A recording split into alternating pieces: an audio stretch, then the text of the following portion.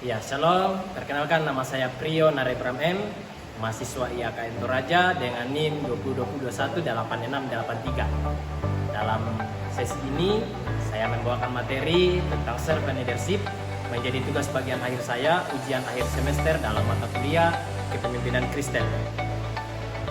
Pembinaan ini saya bawakan di Gereja Toraja Jemaat Singkipang Rante bersama dengan teman-teman PPGT di tempat ini dalam rangka untuk membina PPGT menghidupi kepemimpinan yang melayani. Mari menyaksikan video tentang pembinaan saya. Terima kasih. Ya, baik, ada firman Tuhan yang hendak kita baca dan renungkan secara bersama. Sebelum itu, mari kita minta berdoa dan doa. Mari kita berdoa. Bapak, terima kasih Engkau sungguh luar biasa dalam kehidupan kami. Seharian ini melaksanakan berbagai macam aktivitas, dan pada sore menjelang malam hari ini kami dapat berkumpul bersama melaksanakan ibadah PPGT di tempat ini. Melandasi persekutuan kami ada firman hendak kami baca dan renungkan secara bersama dalam bentuk pembinaan. Engkau memberkati sehingga melalui pemberitaan firman-Mu dapat tersampaikan dengan baik. Kami dapat pedoman dalam kehidupan kami. Berfirmanlah Tuhan, kami siap mendengar. Di dalam nama Tuhan Yesus kami berdoa. Amin. Ya, pembacaan kita pada saat ini ada dua bagian. Yang pertama adalah dalam Injil Yohanes pasal 13. Injil Yohanes pasal 13 ayat 1 hingga ayatnya yang ke-20. Injil Yohanes pasal 13 ayat 1 hingga ayatnya yang ke-20. Dan pembacaan kedua ada dalam Kolose pasal 3 ayatnya yang ke-23.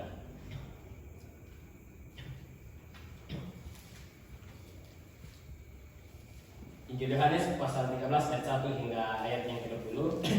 Lembaga Alkitab Indonesia memberi judul Yesus membasuh kaki murid-muridnya.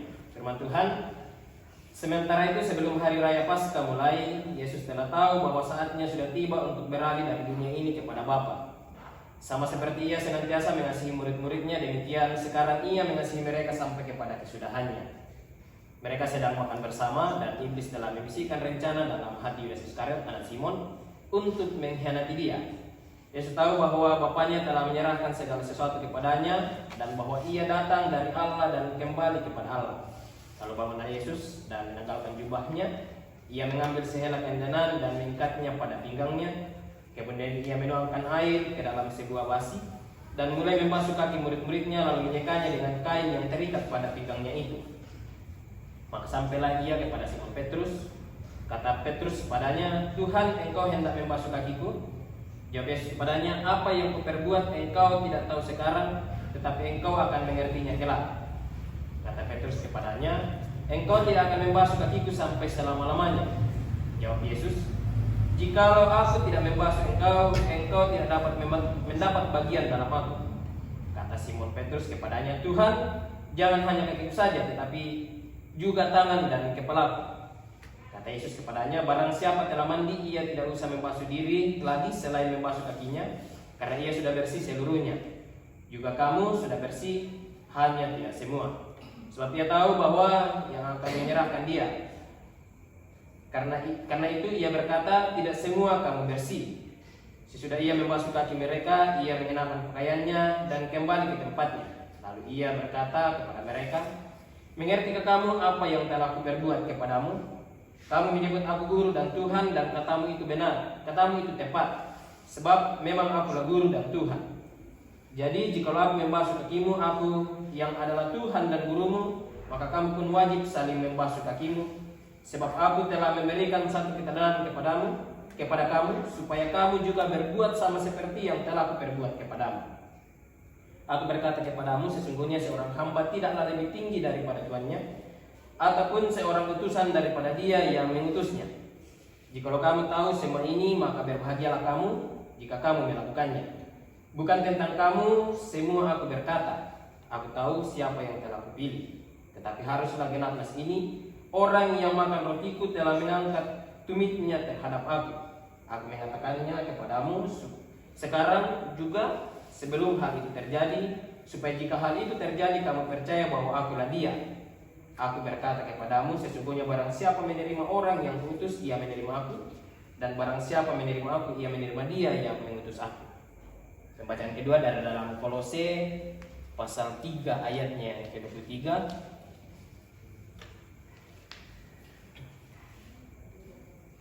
Kolose pasal 3 ayatnya yang ke-23.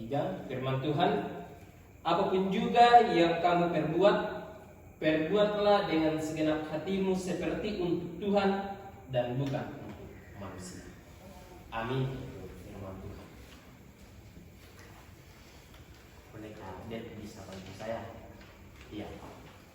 Sebelum masuk di dalam renungan, ini sudah terpapar nyata di depan kita dalam hal ini ibadah PPKT, tapi dalam bentuk pembinaan. Sebelumnya saya ucapkan banyak terima kasih karena telah membantu saya.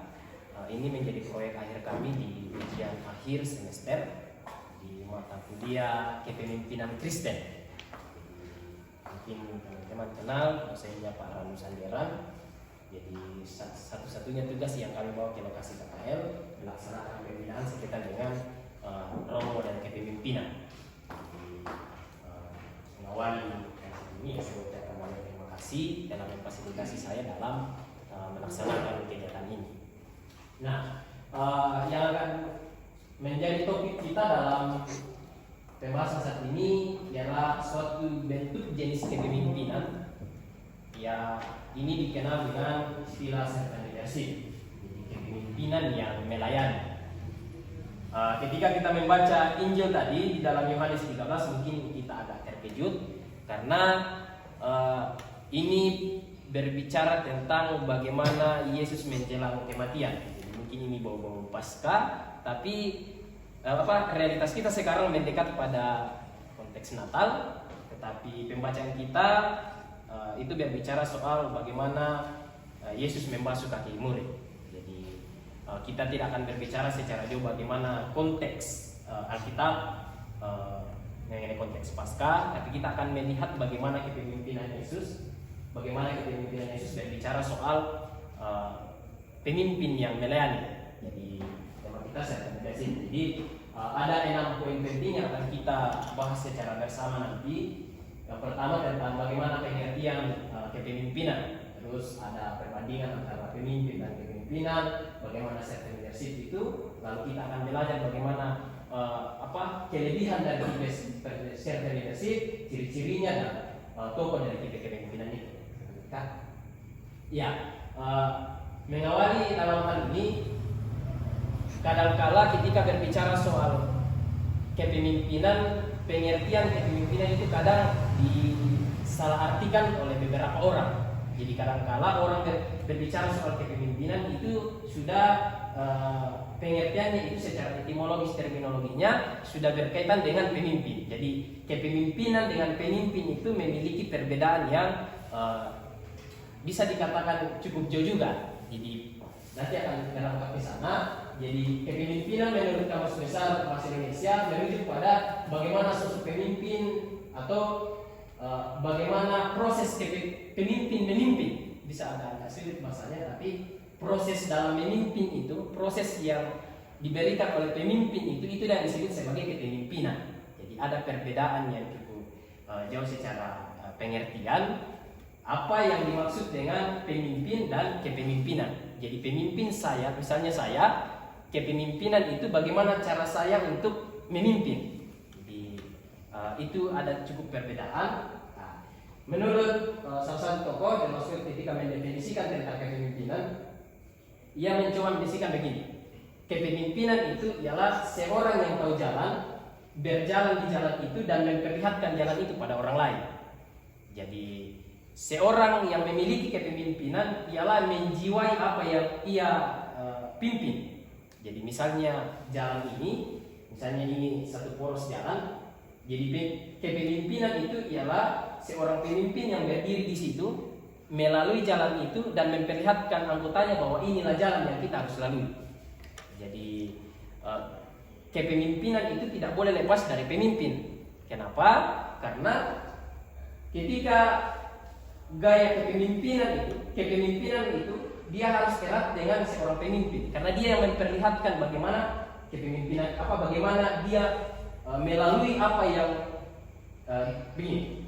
Seorang pemimpin dia akan melalui apa yang dia pikirkan, apa yang dia konsepkan untuk organisasi tersendiri. Jadi misalnya ketua PPGT, dia sudah pikir bahwa inilah yang akan dilalui oleh anggota-anggota saya. Jadi dia terlebih dahulu yang menghidupi apa yang akan dianjurkan atau apa yang akan diperintahkan kepada anggotanya. Ya, salah satu tokoh Martin Luther King ini dia mengatakan gini, seorang pemimpin sejati bukanlah pencari konsensus tetapi pembentuk konsensus. Jadi saya membahasakannya lebih mudah, artinya gini. Seorang pemimpin itu ialah bagaimana mereka yang menciptakan sesuatu hal dan memberikan hal itu kepada orang lain. Jadi nanti akan kita bahas secara jauh bagaimana karakteristik seorang pemimpin. Tetapi seorang pemimpin itu, pemimpin yang sejati menurut Martin Luther King itu ialah mereka yang menciptakan. Jadi ada bentuk mencipta, dia tidak mengcopy paste dari kepemimpinan dari orang lain, tetapi dia menciptakan untuk memberikan dampak yang baru dalam kehidupan organisasi.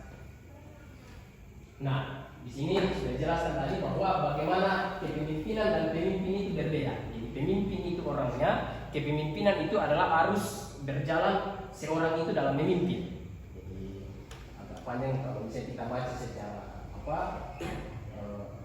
pendefinisiannya, namun untuk lebih mengerti lebih mudah, jadi artinya bahwa seorang pemimpin harus memiliki role kepemimpinan yang baik.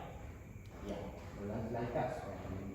nah, salah satu bentuk gaya kepemimpinan yang termasuk baru untuk kita kenal pada saat ini, ya inilah yang akan kita bahas tentang servant leadership. Servant leadership itu ialah suatu bentuk gaya kepemimpinan yang melayani. Jadi secara etimologi dari linguistik saja, servant leadership ini memperlihatkan bagaimana suatu gaya kepemimpinan yang melayani. Jadi pemimpin yang melayani.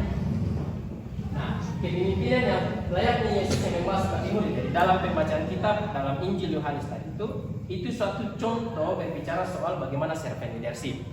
Jadi kadangkala kepemimpinan di dalam konteks duniawi istilahnya, misalnya kita lihat kepemimpinan misalnya bupati, jarang sekali misalnya seorang bupati yang kemudian membawakan makanan, misalnya ketika misalnya orang makan bersama, jarang sekali misalnya bupati yang membawakan makanan kepada yang dipimpinnya. Jadi kadang-kala orang yang dipimpin itu yang membawakan makanan kepada seorang pemimpin. Nah, servant leadership ini dia berbanding terbalik. Jadi dia berbicara bagaimana seorang pemimpin yang melayani. Jadi sama layaknya dengan pembacaan kita dalam Injil itu. Di Injil Yohanes, Yesus berbicara bahwa engkau mengakui saya sebagai Tuhan dan Guru. Nah, ketika dalam konteks pada saat itu, seorang guru itu adalah seorang yang terpelajar. Jadi, ya mungkin sama saja pada saat ini, seorang guru itu tentu memiliki derajat yang lebih tinggi daripada murid-muridnya. Nah, ya apalagi kalau kita berbicara soal konsep Tuhan. Nah, jelas bahwa kapasitas Yesus pada saat itu lebih tinggi, dan bahkan dalam konteks saat ini itu dia lebih tinggi. Tetapi dia membasuh kaki murid-muridnya. Nah, dalam konteks membasuh kaki murid itu, kalau misalnya kita lihat seorang perempuan yang membasuh kaki Yesus itu memperlihatkan bagaimana sosok kerendahan hati seseorang, bagaimana sosok pribadi itu yang begitu rendah dibanding orang yang dibasuh. Jadi kadang-kala pada konteks saat itu orang yang dibasuh kakinya itu adalah orang-orang yang memiliki posisi lebih tinggi. Nah, ketika berbicara soal pengertian servant leadership, maka jelas bahwa gaya kepemimpinan yang berbanding terbalik. Jadi pemimpinlah yang melayani. Nah, ketika kita berbicara sedikit tentang sejarah, teori ini sebenarnya digagas pada tahun 1970. Jadi ini berbicara mengenai suatu gaya kepemimpinan yang digagas oleh Lev ini, oleh karena dia terinspirasi dari satu novel. Ya, jadi dari dalam novel itu saya ceritakan sedikit. Di novel itu ada seorang bule, dia datang berkunjung ke suatu tempat. Lalu Dia berkunjung di suatu tempat, lalu disediakan seorang pelayan. Ada kan seorang pelayan disediakan. Nah, dalam kehidupan sehari-hari seorang bule ini, dia bergantung besar sama pelayan. Jadi kalau dia mau makan, dia memanggil pelayan itu. Kalau dia mau pergi jalan, selamanya apa-apa yang dia akan lakukan, dia bergantung besar pada pelayan itu. Sehingga menjelang akhir pulang kembali ke negerinya, dia menginginkan untuk jalan mendaki di satu gunung, tetapi gunung itu menjadi tempat wisata juga. Tapi dia baru masuk di tempat itu. Nah, ketika dia masuk, dia tersesat. Lalu karena dia tersesat, dia menelpon pelayan ini. Lalu dia dalam perjalanan mereka itu, ketika ditemukan oleh si pelayan ini, mereka bercakap. Lalu bagaimana pelayan ini yang kemudian dijadikan sebagai pemimpin jalan. Jadi dia yang menjadi pemandu jalan supaya kembali ke pos pendakian itu. Nah, ketika membaca novel ini, Granlef ini dia terinspirasi bahwa ternyata tidak selamanya orang yang menjadi pelayan itu dia akan berada pada posisi yang di bawah. Jadi dia menggagas teori ini pada tahun 1970, mengatakan bahwa ternyata ada satu gaya kepemimpinan yang disebut servant leadership, seorang pemimpin yang melayani. Ternyata seorang turis yang notabene-nya lebih tinggi daripada pelayan itu, dia memerlukan pelayan itu untuk memandu jalannya, untuk kembali kepada pos pendakian. Nah, dari dalam hal ini muncullah satu role model kepemimpinan yang disebut sebagai servant leadership. Nah, berbicara mengenai ciri utama servant leadership ini yang paling adalah kenyamanan orang lain, mementingkan kenyamanan orang lain, bahkan kepentingan orang lain dibanding kepentingan diri sendiri. Jadi nanti akan ada tiga komponen besar yang harus dimiliki ketika menghidupi servant leadership. Tapi ini ciri utamanya. Ciri utama adalah mementingkan kepentingan orang lain dibanding kepentingan diri sendiri. Nah, relevansinya menjadi suatu kebanggaan besar bagi kita konteks kekristenan pada saat ini. Sebelum ditemukannya teori tentang servant leadership pada tahun 1970 ini, Yesus 2000 tahun yang lalu Yesus telah menghidupi gaya kepemimpinan ini. Jadi kita baca dalam konteks Injil Yohanes ini, Yesus telah menghidupi gaya kepemimpinan ini. Nah, di sini dikatakan bahwa dalam konteks kekristenan Yesus menjadi tokoh utama pelaku servant leadership, bahkan sebelum diakui oleh Granlef ini. Jadi dalam pembacaan Injil Yohanes ini jelas bahwa kerendahan hati Yesus dalam menyeka kaki murid-muridnya, membasuh kaki murid itu telah memperlihatkan bagaimana posisi Yesus sebagai seorang pemimpin yang tidak memposisikan dirinya bahwa karena saya pemimpin jadi saya yang harus dilayani. Jelas pembacaan beberapa minggu yang lalu dijelaskan bahwa orang-orang percaya itu dituntut untuk melayani. Yesus datang bukan untuk dilayani, tapi dia untuk melayani. Nah, dalam hal ini itu menjadi suatu kebanggaan besar dalam konteks kekristenan. Oleh karena sebelum ada gaya kepemimpinan ini, Yesus terlebih dahulu sebagai role model kita telah menghidupi gaya kepemimpinan tentang servant leadership ini. Nah, ini ada 4 komponen dasar kelebihan dari servant leadership. Jadi yang pertama bahwa tentu ketika menghidupi gaya kepemimpinan servant leadership ada komunikasi yang baik. Jadi misalnya kita lihat kadangkala ketika kita bertemu dengan pemimpin yang cukup kaku dengan kita, tentu untuk membangun komunikasi ke sana itu agak sulit. Jadi ketika seorang yang melayani kita itu tentu akan ada relasi yang baik, ya tentu akan membantu kita dalam membangun komunikasi yang baik, dan tentu tidak akan kaku ketika mencoba berbicara, mencoba membangun komunikasi, mencoba membangun apa yang menjadi keluh kesah kita. Nah, poin yang kedua adalah servant leadership ini merupakan eksistensi nyata kepemimpinan. Jadi ketika kita mengerti tentang pengertian pemimpin secara etimologi, pemimpin itu ialah mereka yang mampu untuk memengaruhi orang lain. Nah, seorang pemimpin tidak akan dapat mampu memengaruhi orang lain ketika dia tidak memiliki komunikasi yang baik. Jadi menjiwai kehidupan servant leadership ini pada dasarnya memenuhi standar sebagai eksistensi nyata seorang pemimpin. Nah, poin yang ketiga adalah kelebihan dari servant leadership ini adalah yang membangun. Ya jelas bahwa ketika komunikasi yang baik itu dalam konteks PPGT, mungkin ada program-program, mungkin kita akan menghadapi Natal, dan tentu kakak-kakak yang sebelumnya lebih dahulu masuk dalam PPGT, ketika ada komunikasi yang terjalin dengan baik, maka tentu proses keberlangsungan organisasi atau program itu akan berjalan dengan reguler. Tentu itu konsep membangun. Nah, yang terakhir adalah berdasar pada prinsip kekristenan. Nah, inilah yang kemudian kita ambil secara bersama dari dalam Injil Yohanes ini, bahwa jelas menghidupi gaya kepemimpinan tentang servant leadership itu adalah suatu gaya kepemimpinan yang telah berdasar pada standar etika Kristen. Jadi mengikuti gaya kepemimpinan servant leadership sama halnya mengikuti Yesus dalam role gaya kepemimpinan. Nah, ini ada ciri-ciri servant leadership. Ada 3 poin penting yang kemudian saya coba angkat.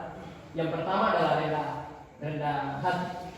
Jadi seorang yang memiliki servant leadership, hal yang paling pertama adalah rendah hati. Jadi bukan rendah diri, tetapi rendah hati. Kerendahan hati diperlukan sebagai seorang pemimpin.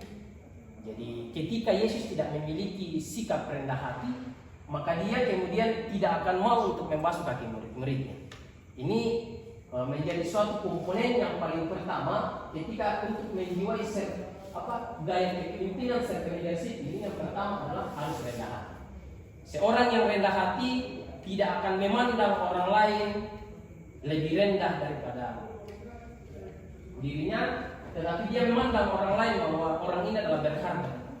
Jadi sifat rendah hati sangat diperlukan. Yang kedua adalah ramah. Itu menjadi poin yang jelas. Dan poin yang terakhir yang jarang kita jumpai ialah rela berkorban. Jadi, saya pribadi sudah 7 kali pindah tempat pelayanan karena ada kepentingan untuk mengajar musik.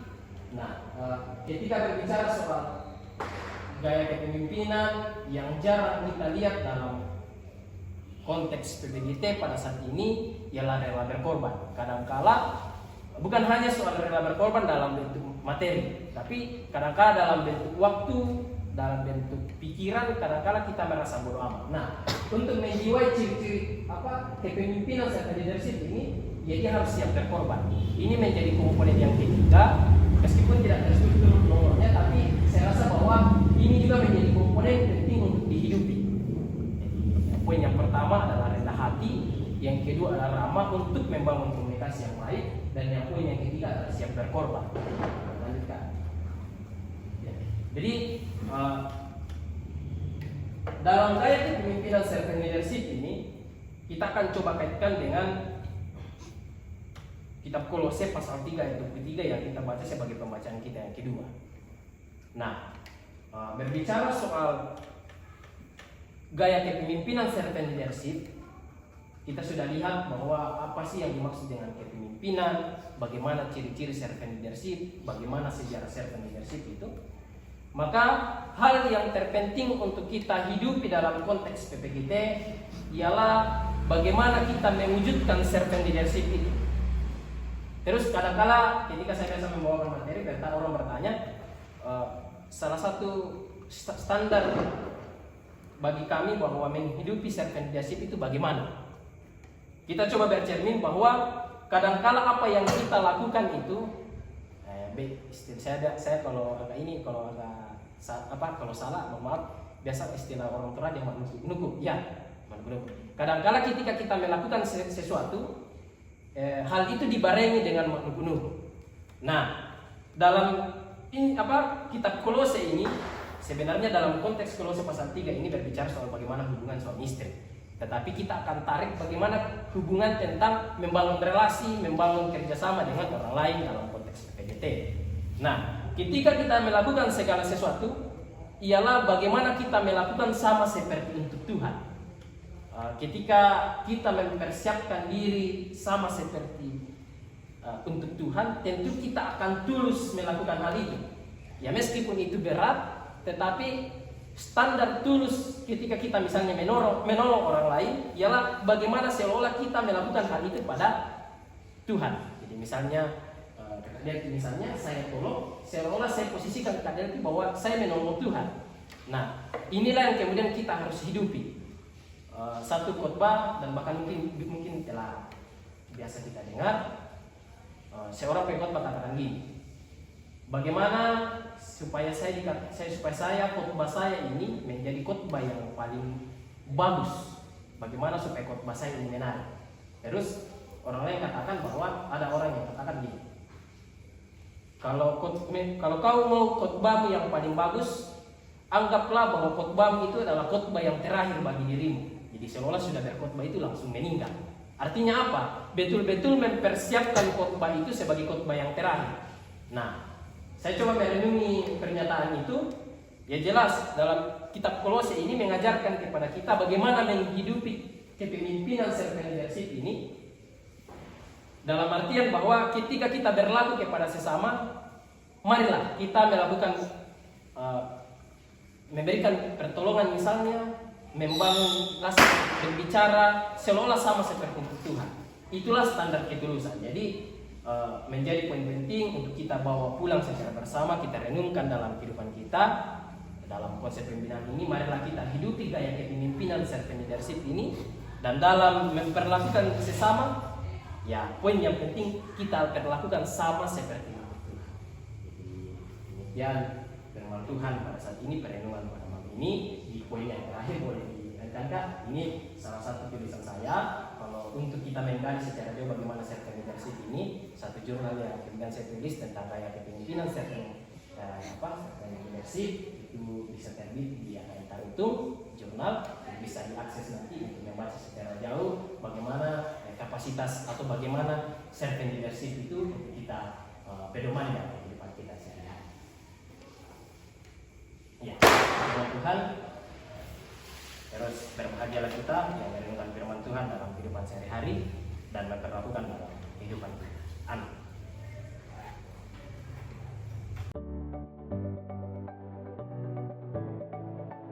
Ya, selamat siang, selamat hari Minggu, Shalom. Atas nama Majelis Gereja, juga pengurus PPGT, kami mengucapkan terima kasih atas materi pembinaan tentang kepemimpinan pemuda yang melayani. Materi ini sangat membantu untuk memberikan pemahaman-pemahaman mendasar tentang arti melayani, khususnya bagi generasi muda dalam lingkup PPGT, sehingga mereka tahu apa arti melayani itu, bagaimana melayani dalam konteks pelayanan Kristus, konteks yang mau merendahkan diri menjadi hamba untuk mewujudkan kasih sayang. Sekali lagi, mewakili majelis gereja dan juga khususnya pengurus PPGT, terima kasih untuk pembinaan yang dilakukan oleh mahasiswa IAKN dalam materi pembinaan tentang kepemimpinan pemuda dalam konteks kepemimpinan Kristus. Terima kasih, Shalom. Majelis Gereja Jemaat Singkik Nurante menyatakan bahwa Saudara Prionari Bram M telah melaksanakan pembinaan di Jemaat Singkik Nurante kepada PPGT atau pemuda di Jemaat Singkik dengan topik servant leadership. Ini menolong pemuda kami bagaimana menghayati, memahami dan meneladani Kristus dalam pelayanan sebagai hamba. Dan ini memang penting bagi pemuda untuk menjadi calon-calon pemimpin, bagaimana memilih tipe kepemimpinan Kristen, yaitu meneladani Kristus sebagai sang gembala yang menghamba. Terima kasih kepada Saudara Bram yang telah melaksanakan pembinaan ini sangat bermanfaat bagi kami. Kiranya pemuda yang telah mengikuti pembinaan ini juga mencolok apa yang telah diterima dalam pembinaan ini. Demikian, terima kasih.